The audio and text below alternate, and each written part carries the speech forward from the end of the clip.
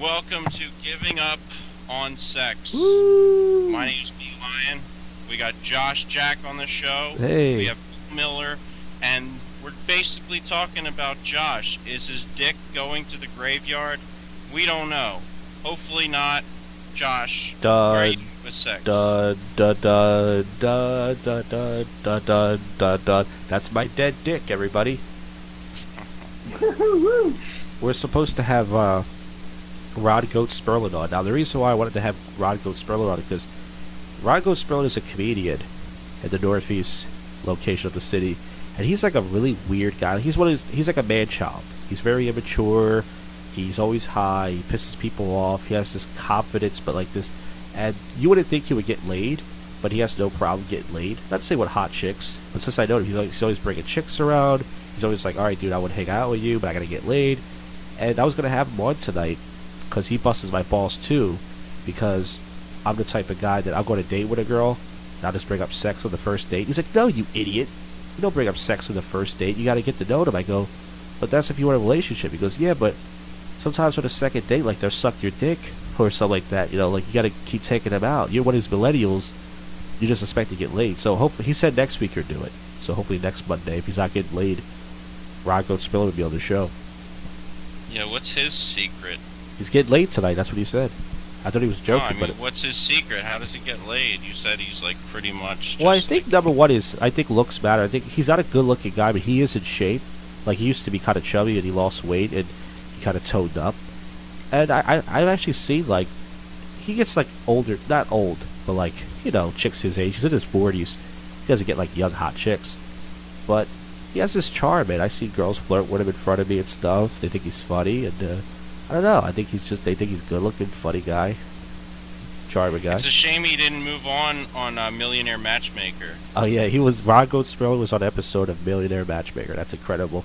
They also won a comedy contest and opened for Jim Florentine and stuff like that. But enough about that, Jew. I wanted to talk about. Now, this is something I wanted to start the show out with. But I've already yapping. I don't think I was meant to have sex. Now wait a minute. Hear me out here. I know we're all meant to have sex. Animals, humans. That's how the world keeps going. I have a dick. Apparently it works. I wake up in the morning. I'm hard. It's mostly piss wood, but it's hard. And I can come and all that stuff.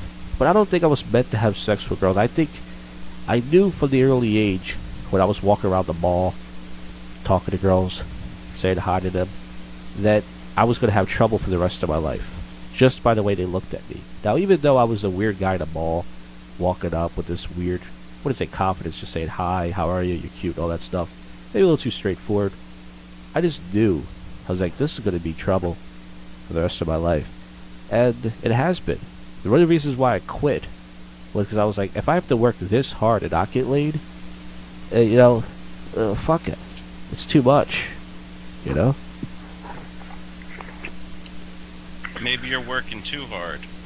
Well, for the last year or so, I haven't been approaching, and that hasn't worked. I mean, I like not approaching. I like to just hang out, because these girls who go to bars, they got their guard up. They're going out. They want it. And I just stay away from them, kind of. Like, I stand in my own little spot. I call it a chode circle. I would do the same thing. Bill, do you know what if you were a girl? No, I just stay away from women in bars in general. Especially nowadays, they all seem all like tensed up and covering up their drinks all the time, and I don't need any of that attention. So Bill's saying, remember the good old days when you could just slip a girl a Mickey and she wouldn't even notice? Yeah. I got to tell you something. Now, this is a different topic, but this is about sex. This whole Golden Globes thing happened, the Me Too, and all the sexual assault, and women are standing up. Wait, yay. what happened? Well, what happened at the Golden Globes? I didn't watch it, but I heard clips on a radio show, and pretty much it was all about, women, being proud to stand up to guys. But I don't want to get sidetracked by your lunacy, Bill Miller. The reason why I'm bringing this up, that's okay. The reason why I'm bringing this up is because a lot of guys got women drunk back in the day, and they fucked them. And they don't realize that in today's day, they would have been accused of date rape. A lot of guys went to college, they got women drunk, past their limits, they fucked them unconsciously, and they probably thought that back then it was probably, this is what you did, but they didn't realize They crossed the barrier. If they did that shit today, well, there's a lot of date rape charges, my friend. Well, I think it's weird when the guy is also drunk, and that's considered date rape. I think it's a weird thing because who's to say that, you know, if both people are drunk, how do you decide that the girl is the one being taken advantage of?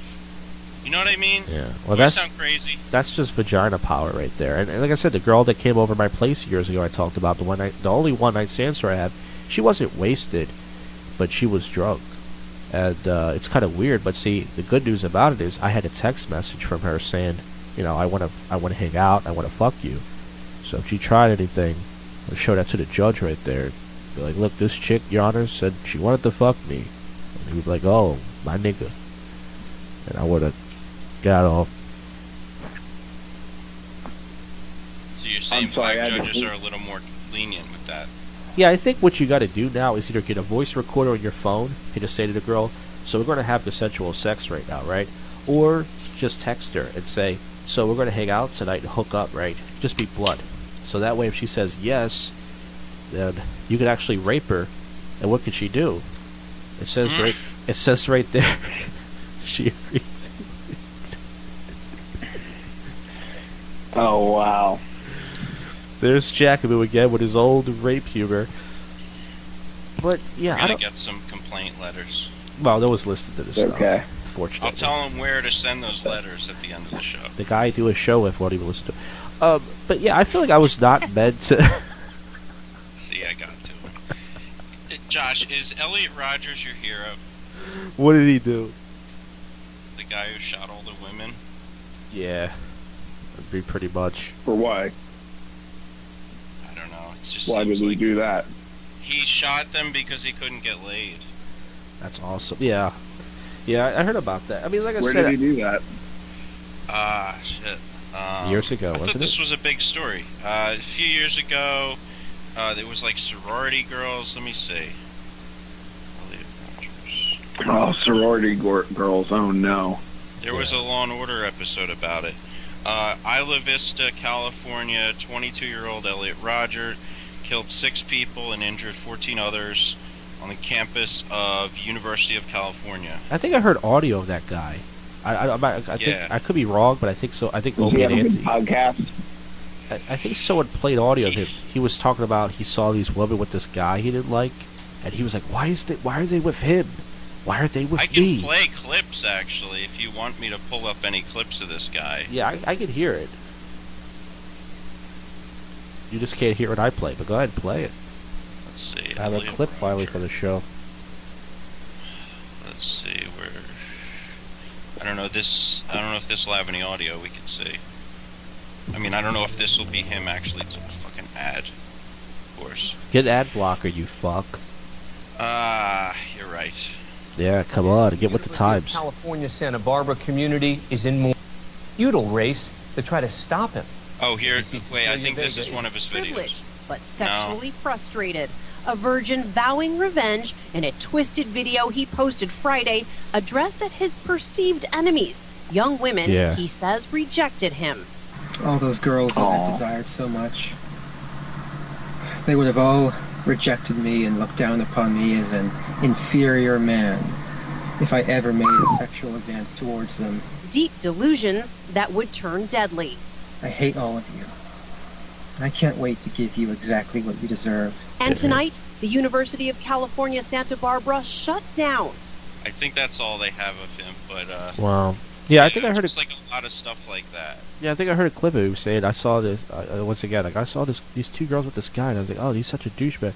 Yeah, I mean, like I've been like, I never got mad at one girl. What would happen was when I was going out, when I was out and about, and I'd be gay. No, I mean when I was approaching girls. It would be like after like the 30th rejection in a row, I wouldn't get mad at like one girl. I would just start to feel it. So I would just be like delusional.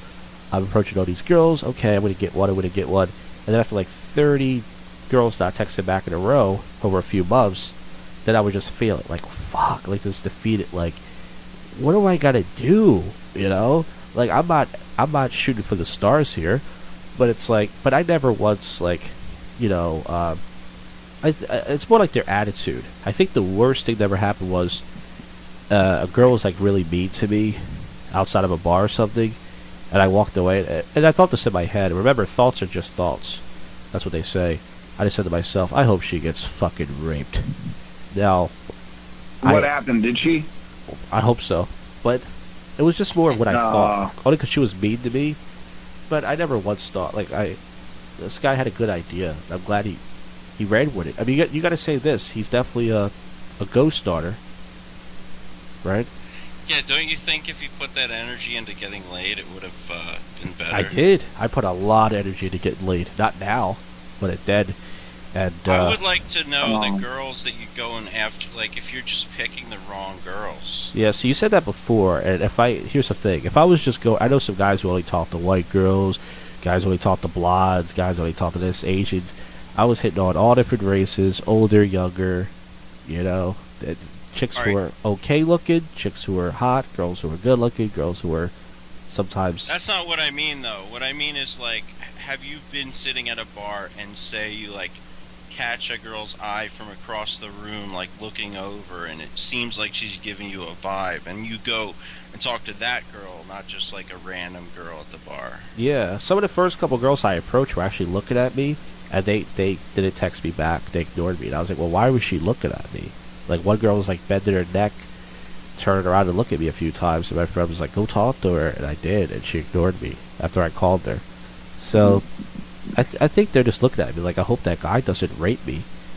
He looks like the type of guy to do rape jokes. And, I don't, let's leave. I'm getting scared here. He looks like a terrorist, too. Yeah, maybe you gotta stop making those serial killer faces at them. No, I don't know. I have hope for you. Yeah. I do. Yeah, go ahead. Oh, I was gonna say, Bill Miller, did you go to prom? No, I did not. I didn't either. Either. I ended up doing something just as more disappointing. I ended up hanging out with a bunch of scene kids downtown, and it was just like fucking superficial and bullshit. Just like the prom, it's fucking bullshit. Yeah, I stayed home because the whole purpose of going to prom is to get laid. And I know some guys who went, so you should have went. It was fun. I was like, did you get laid? None of them got laid. But I remember that night exactly. I went to Wawa and I got me a turkey hoagie and a bag of chips, and I ate it. And I did some prank phone calls and I played video games. And that's what I did on my prom night. How about you, Beeline? Did you go to prom? No. I have no idea what I did on that night, but probably I was really skateboarded. weird. I was the type of person this will sound really weird. I feel like I didn't even come out as straight to my family until I was like 20. And what I mean by that is, like, I would never talk about any interest in girls. My parents assumed I was gay because it wasn't a topic, and I was never dating anybody. So that's I was just an incredibly awkward person. So that's the weird thing. My parents would say that once in a while too. Like, Did you masturbate? Not until I was 16. I'm not joking. Okay, 16. That's all right. That's okay. Masturbate. You still masturbated. But like most guys, I assume, like, I didn't understand what jerking off was. I thought you just played with your dick a little bit. And I was watching this porn with friends, and a guy was coming, and I didn't even know what that was. I'm like, what's coming out of his dick? That's gross.